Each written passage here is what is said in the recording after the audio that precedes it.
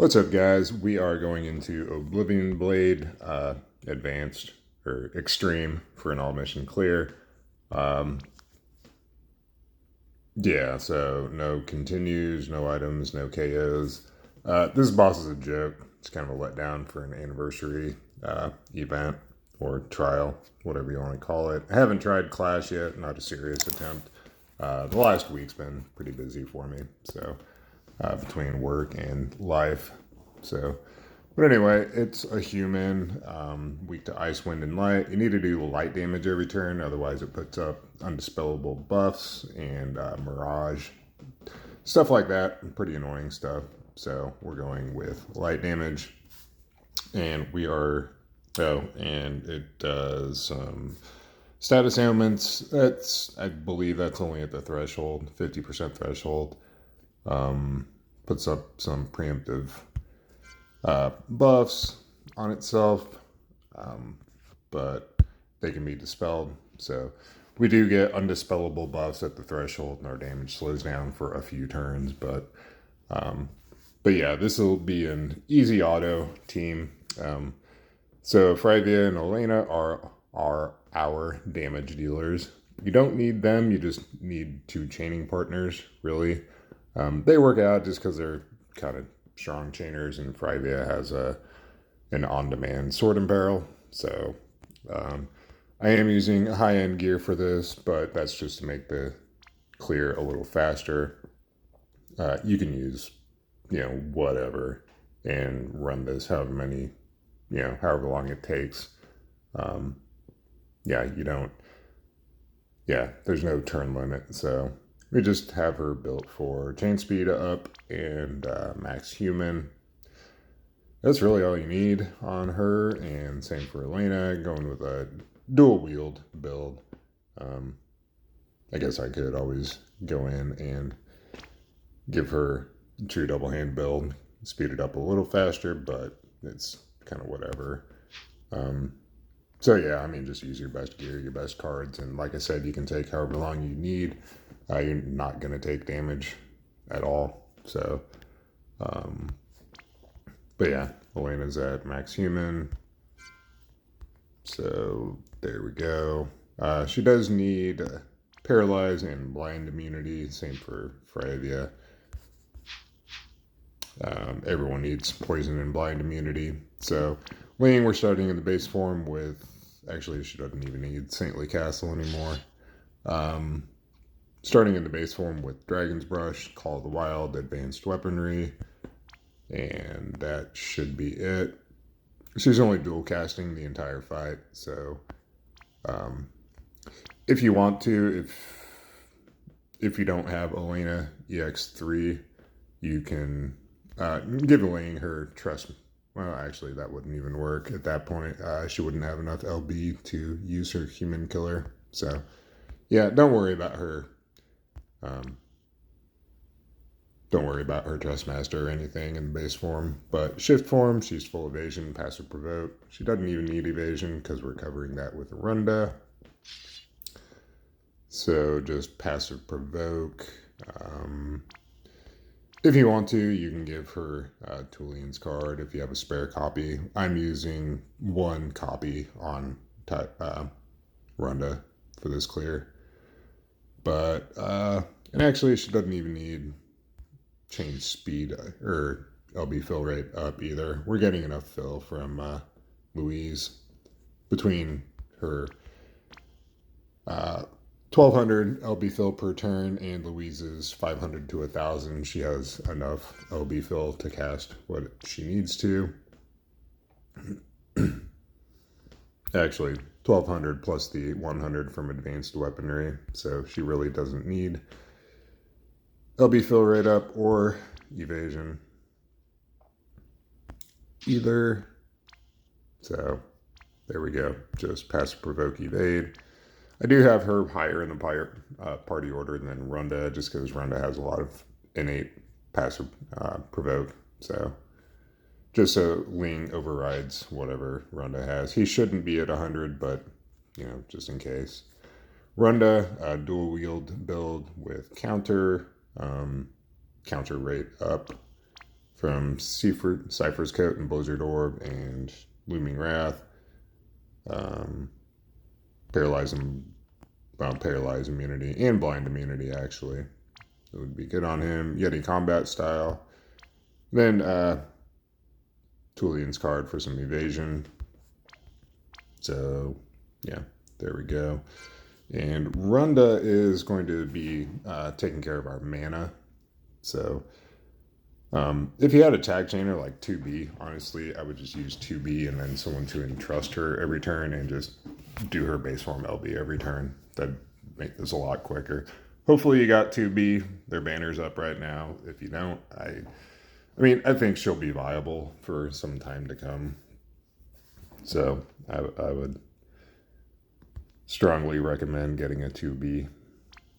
But anyway, so there's Runda. Then Louise, just some mana reduction. Yeah, that's it. Naked in the shift form. She's just going to be here for some LB fill, stat buff, and killers.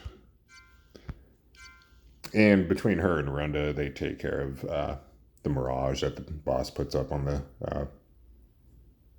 threshold. So we'll get into it. And, I mean, if you want to, bring a friend. But again, this will be kind of it's a longer clear. It's like 15 or 16 turns, but it's lazy. Oh, I actually screwed that up. I really need to pay more attention to that. Had auto repeat all battles on, but okay, so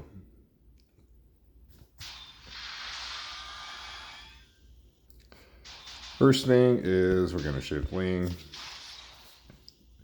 and we are going to clean movement and Radiance of the Dragon every turn. Starlight Elena. This turn we'll just do Celestial Brilliance, Stella Marie, and Star Supernova. Bravia in the shift form can pressure, on guard, and then just flick. Runda can cover and then bolting strike twice. And Louise can do killers, stat buff, and fire blaster twice. So you always want to, well, we'll do Ling first just to, do her dispel, then Louise and Runda, and then these two.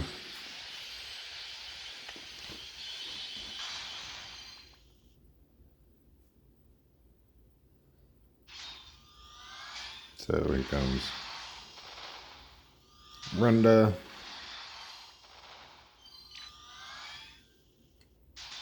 Okay, so Ling is pretty useful here just because she can, get rid of any buffs the boss puts up. Because I think mid rotation too, or every few turns, it puts up some elemental resistance, which she can dispel. Plus, her Imbue has an Imperil on it too. So now we'll just queue up our damage dealers. Just chain on both of them. For Frivia, we are going to start with the Sword Imperil, and then whatever.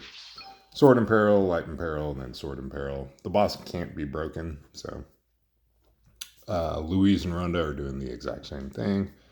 So we're going to send Ling, wait for the Dispel to go off, because it dispels our own party.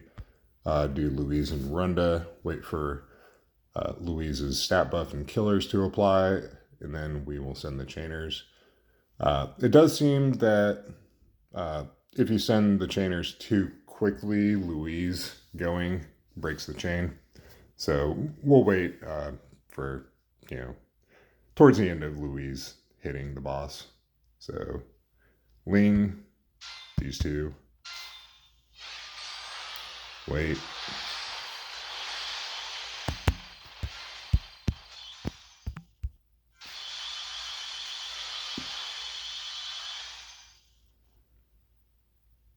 So now we can auto repeat.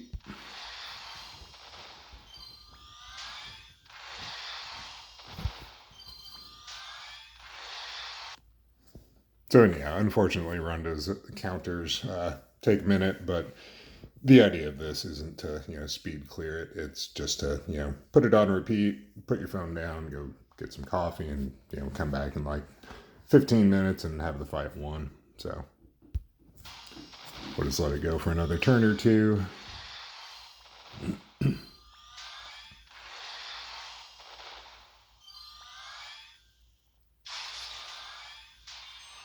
So we're repeating. So dispel, light and view, light and peril, buffs, then hurt the boss.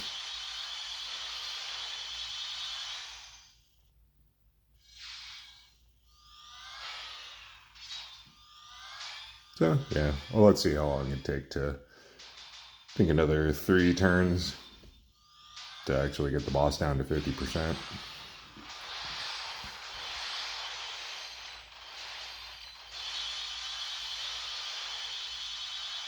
Yeah, we're doing about 10% per turn, so another 2 turns. And let's see. So yeah, the boss did put up some light resist and wind resistance and mitigation, but they're all dispellable. So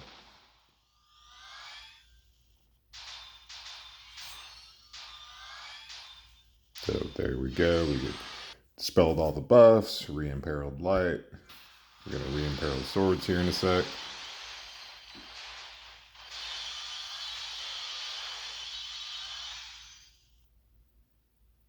So we'll just keep chugging along. Kind of looks like Elena's human killer wore off there. Damage went down a little bit.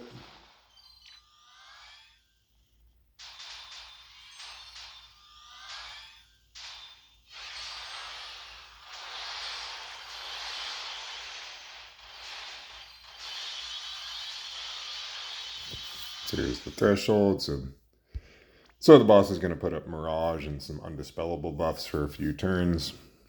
We can handle it in Mirage, but between Runda's counters and Louise's hit and Runda's hits from his bolting strike skill, that should get rid of all the Mirage.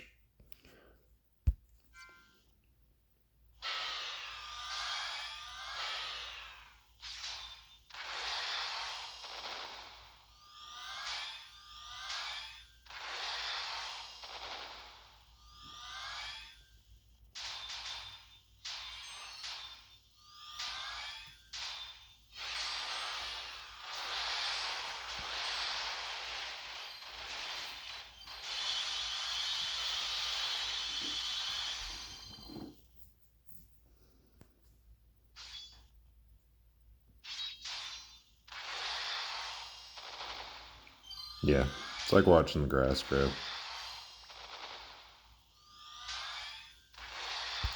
And as you can see, I mean, everyone's MP is getting topped off by Runda's counters, so, I mean, that shouldn't be an issue.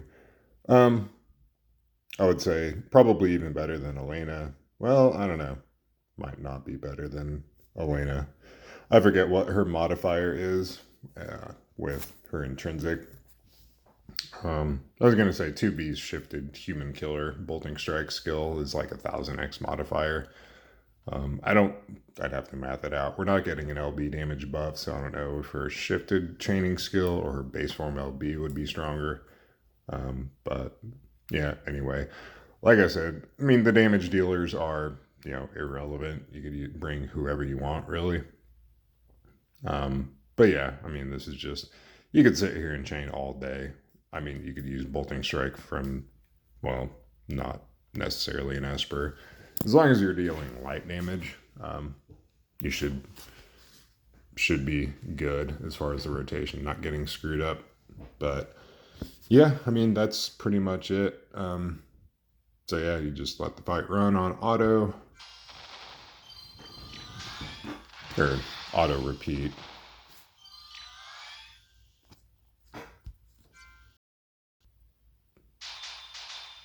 But yeah, I'm going to go ahead and cut the video here. I mean, we don't need to watch the rest of this.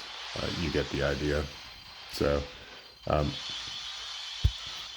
would slice in the last part, actually killing the boss.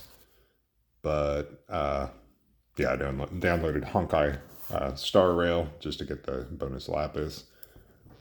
from, leveling up in that game.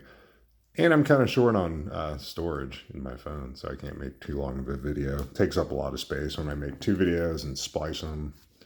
So anyway, I'll just cut the video here. You get the idea. I probably will do just go in and blow the boss up on turn 3 just for funsies and clear. Did get it ricked. Well, putting it mildly, I'll have EX3 ricked after his VIP coins drop. But that might be a fun clear. Work him in there somehow.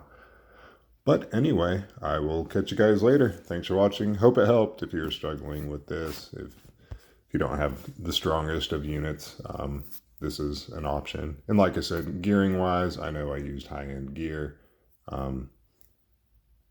You don't need that strong a gear. Definitely not. So anyway, and yeah, if you don't have this exact party, like I know some units have Enlightga or Enlightra, you can dual cast Dispel and then Enlightra on them and use a chainer that has a Light Imperil in their kit as part of their skill. Louise, I mean, she could be replaced with someone that gives a bigger human killer. I just picked her because she has some LB fill to help out with Louise, or help out with Ling. Runda's stat buff on his cover skill, 230. I mean, that's comparable to Louise's stat buff. I mean, what does she have anyway? 250. So if you don't have Louise, just bring someone else that has Maneater, and Runda's, cover skill will buff virtually the same. I mean, a little lower power, but you'd still be getting your stat buff from Runda, at least. So anyway, yeah. And as far as, like I said, swaps, just any damage dealers I can chain together, really. So yeah, there it is. I'll catch you later. Bye.